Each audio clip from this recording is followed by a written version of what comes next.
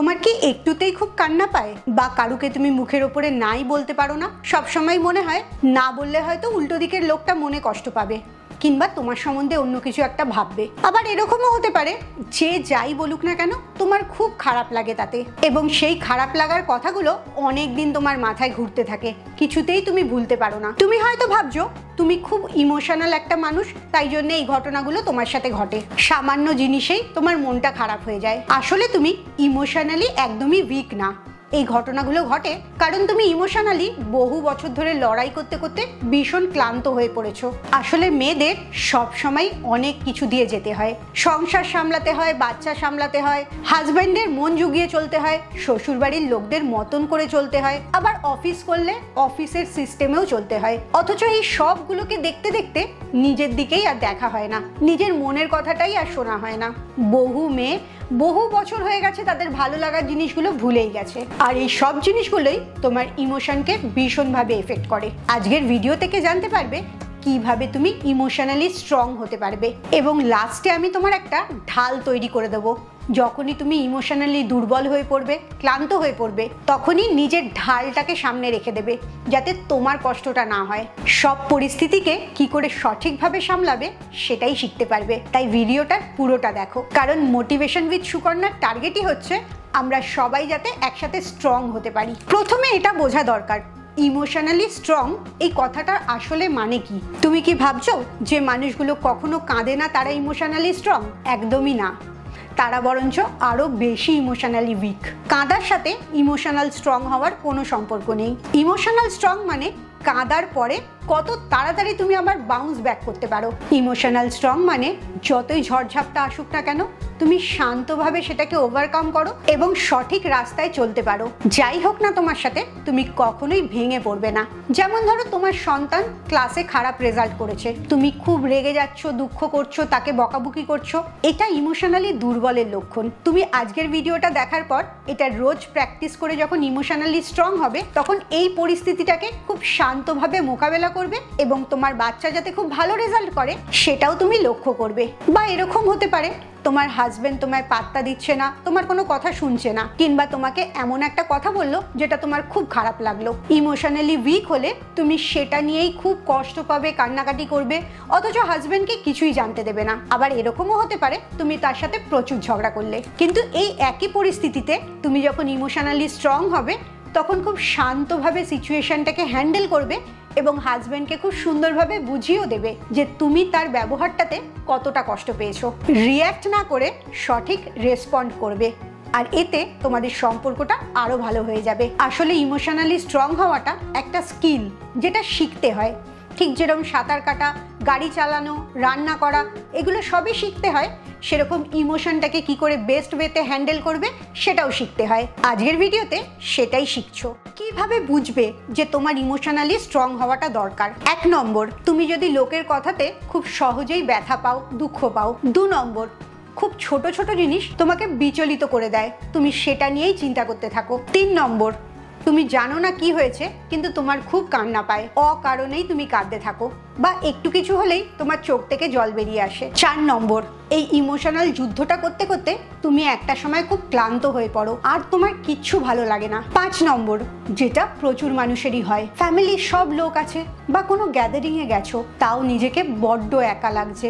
সব ভিড়ের মধ্যে থেকেও তুমি কেরম একা হয়ে আছো। যেমন রূপা একজন স্কুল টিচার, ওকে মিটিং কন্ডাক্ট করতে হয়, কিন্তু মিটিংয়ে নানা রকম লোক নানা রকম কথা বলে, কেউ ক্রিটিসাইজ করে, কারোর ব্যবহারটাই একটু খারাপ। এই মিটিংটা হয়ে যাওয়ার পর রূপা ইমোশনালি পুরোটা ড্রেন্ড হয়ে যায়, অস্থির লাগে, ওর একদম ভাল লাগে না। আর এক একজনের খারাপ ব্যবহার ওর মাসের পর মাস মনে থেকে যেত, এতে স্ট্রেস লেভেল আরও বেড়ে যেত। আর এখন সেই রূপাই ফুল অফ কনফিডেন্স নিয়ে মিটিং অ্যাটেন্ড করে, মিটিং কন্ডাক্ট করে এবং সেই কনফিডেন্সের সাথেই মিটিং থেকে বেরিয়েও আসে, কারণ ও এখন ইমোশনালি উইক না, ইমোশনালি স্ট্রং একজন টিচার। নেক্সট পার্টেই আমি বলবো কিভাবে তুমি 3টে স্টেপে নিজেকে ইমোশনালি স্ট্রং তৈরি করবে। প্রথম যেটা তোমাকে দেখতে হবে নিজের ফিলিংসটা। তুমি যদি নিজের ইমোশনটাকে একটা নাম না দিতে পারো তাহলে সেটাকে কখনোই ঠিক করতে পারবে না। তুমি যখনই মানসিকভাবে লো ফিল করবে তখন ভাবার চেষ্টা করবে এই ফিলিংসটা আসলে কি? তুমি কি খুব রেগে গেছো,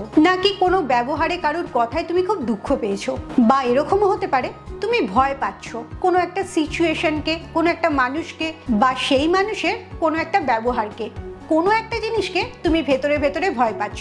এই নিজের ফিলিংসটাকে আগে বোঝা খুব দরকার। এর জন্যে একটা ডেলি প্র্যাকটিস করবে। রোজ রাত্রিবেলা একটা ডায়েরিতে লিখবে সারাদিনটা তোমার কেমন গেল, তুমি সারাদিনটা ইমোশনালি কেরম ছিলে, তোমার কোনো খারাপ লাগার ঘটনা ঘটেছে বা তোমার কোনো আনন্দ হওয়ার ঘটনা ঘটেছে। তোমার ইমোশনটাকে তুমি যখন ট্র্যাক করতে পারবে, তখনই তুমি তোমার ইমোশনটাকে কন্ট্রোল করার পথে হাঁটতে শুরু করবে। তাই রোজ দিন নিজের ইমোশনটাকে লক্ষ্য করা খুব দরকার।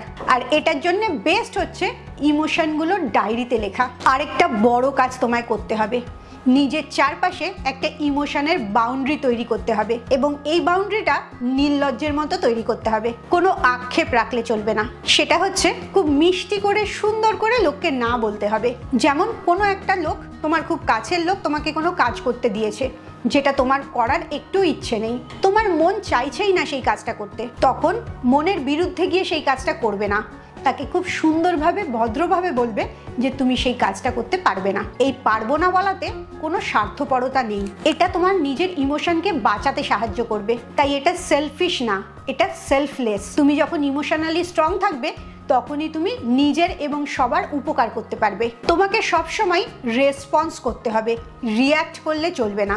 যখনই কারোর কোনো ব্যবহার বা কথায় তুমি দুঃখ পাবে, তখন তুমি চিৎকার করা, ঝগড়া করা বা কেঁদে ফেলা, এইগুলোর কোনোটাই করবে না। একটুখানি সামলে যাবে, থেমে যাবে, যেটাকে বলে পজ দেওয়া, এবং তখন ধীরে ধীরে নিঃশ্বাসটা ভেতরে ঢোকাবে, কিছুক্ষণ হোল্ড করে রাখবে, আবার নিঃশ্বাসটাকে বাইরে বার করবে। এরমভাবে 4 বার 5 বার যখন করবে, তোমার ব্রেনের ভেতরে প্রচুর অক্সিজেন যাবে, তোমার ভাবনাটা, হার্টবিটটা অনেকটা নর্মাল হতে থাকবে, এবং তারপরে এই পজটার পরে তুমি বুঝতে পারবে তোমার অ্যাকচুয়ালি কি বলা উচিত, কি করা উচিত। ইনস্ট্যান্টলি করতে গেলেই সেটা রিয়্যাক্ট হয়ে যায়, রেসপন্স আর থাকে না। রেসপন্স করার জন্যে, বুদ্ধিটাকে ঠিকঠাক কাজ করাবার জন্যে, পালসটাকে, ব্রিদিংটাকে নর্মাল করার জন্যে কিছুটা সময় দিতে হয়। তাই সব সময় যাই শুনছো না কেন, সাথে সাথে কিছু বলবে না, বা সাথে সাথে দুঃখও পাবে না, আনন্দও পাবে না।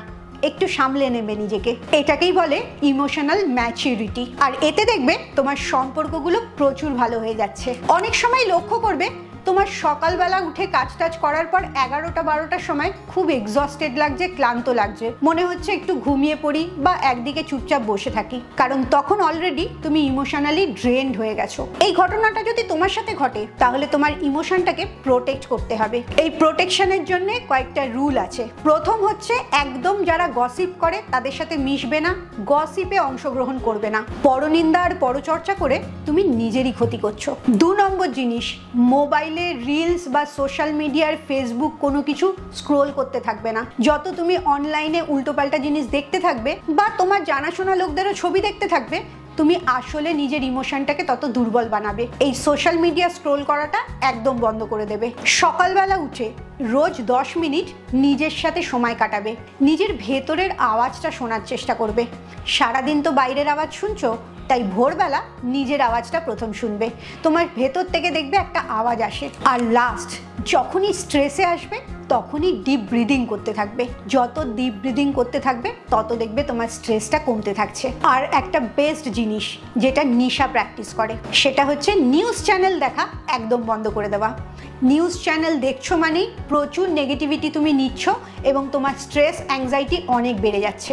এবারে সেই মেথডটাতে আসি, যেটা হাজার হাজার মহিলার বেনিফিট করেছে, অবশ্যই তোমারও বেনিফিট হবে। আমি যেটাকে বলি 3টে লেয়ারে ইমোশনাল কবচ। আমরা কবচ নিই না নিজেকে রক্ষা করার জন্যে, আমাদের সেরকম ইমোশনটাকেও রক্ষা করতে হবে। আর তার জন্যে 3টে লেয়ারের একটা কবচ তৈরি করতে হবে। তার প্রথম লেয়ারটা হচ্ছে সেলফ টক, নিজের সাথে কথা বলা। সকালবেলা বা দিনের যে কোনো সময় যখন সময় পাবে, মাথাটা শান্ত থাকবে, তখন আয়নার সামনে দাঁড়াবে এবং নিজের সাথে কথা বলবে। নিজেকে বলবে, আমি নিজের জন্য যথেষ্ট, আমি একজন স্ট্রং মহিলা, আমি ইমোশনালি খুব ব্যালেন্সড একটা মানুষ, আমি যে কোনো সিচুয়েশনকে খুব সুন্দরভাবে হ্যান্ডেল করতে পারি। এই শব্দগুলোর মধ্যে অনেক ক্ষমতা আছে। তুমি যখন নিজের চোখের দিকে তাকিয়ে নিজেকে এই কথাগুলো বলবে, তখন তোমার ভেতরে এই ক্ষমতাটা তৈরি হতে থাকবে। দ্বিতীয় কবচ, বাড়ির একটা নির্দিষ্ট জায়গা বাঁচবে, যেখানে তুমি 10 মিনিট বসে থাকতে পারবে কিন্তু কেউ তোমায় ডিস্টার্ব করতে আসবে না। সেটা হচ্ছে তোমার নিজস্ব জায়গা এবং নিজস্ব সময়। সেই জায়গাটাতে তুমি বসে নিজের সাথে কথা বলবে, নিজের সাথে বন্ধুত্ব করবে, নিজের ভাবনাগুলোকে বিচার করবে। এই নিজের সাথে যত বেশি সময় কাটাবে তত দেখবে ইমোশনালি তুমি স্ট্রং হচ্ছ, তুমি নিজেকে নিজে চিনতে শিখবে। 3 নম্বর, সাপোর্ট সার্কেল। একটা বা দুটো মানুষকে নিজের জীবনে বেছে নেবে যাদের সাথে কোনো বাউন্ডারি ছাড়া তুমি মিশতে পারো, যারা তোমাকে একটুও জাজ করে না, একটুও নেগেটিভিটি দেয় না, বরঞ্চ তোমার যে কোনো কাজে তারা অ্যাপ্রিসিয়েট করে আর সাপোর্ট করে। এরকম যদি হয় তোমার খুব কাছের আত্মীয় বা বাড়ির লোক, কিন্তু তারা তোমায় খুব নেগেটিভিটি দিচ্ছে, তাহলে সেই লোকগুলোকে নিজের মাথা থেকে, ভাবনা থেকে দূরে করে দেবে। আর এরকমও যদি হয় যে আসলে তোমার একজন বন্ধু, আত্মীয় কেউ না, কিন্তু সে সব সময় তোমার পাশে থাকে, সব কিছুতে তোমায় মোটিভেট করে, তাহলে সেই হবে তোমার ইনার সার্কেলের একটা মানুষ। এরকম একটা বা দুটো মানুষকে বেছে নেবে এবং নিজের কাছে রাখবে। যখনই দুর্বল মুহূর্ত আসবে তাদের সাপোর্টটা তুমি নেবে, যাতে ঝড়ঝাপটা যাই আসুক না কেন এদের সাপোর্টে তুমি শক্ত হয়ে দাঁড়িয়ে থাকবে, একদম ভেঙে পড়বে না। একটা কথা মনে রাখবে, ইমোশনটা কোনো দুর্বলতা না, ইমোশনটা তোমার শক্তি। কিন্তু তোমাকে যেটা শিখতে হবে সেটা হচ্ছে ইমোশনটাকে কন্ট্রোলে আনা শিখতে হবে, যাতে তোমার শক্তিটা আরো বাড়ে। তুমি একবারও ভাববে না তুমি দুর্বল, তুমি ইমোশনালি ফুল, তুমি ইমোশনালি উইক। উল্টে তুমি এটা ভাববে তুমি ইমোশনালি খুব স্ট্রং, ইমোশনালি খুব ব্যালেন্সড এবং ইমোশনালি খুব পাওয়ারফুল। তোমার যদি এই ভিডিওর কথাগুলো ভালো লাগে, তোমাকে ইমোশনালি মোটিভেট করে, তাহলে অবশ্যই মোটিভেশন উইথ সুকন্যা ফলো করতে থাকো, কারণ এটা আমাদের সবার গ্রোথের ভিডিও। নেক্সট ভিডিওটার জন্য অপেক্ষা করো, আরেকটা স্ট্রং ক্যারেক্টার ডেভেলপ করা শেখাবো। খুব ভালো থাকো, একটা স্ট্রং ওম্যান হয়ে বেঁচে থাকো, যে ইমোশনালি দুর্বল না, ইমোশনালি পাওয়ারফুল।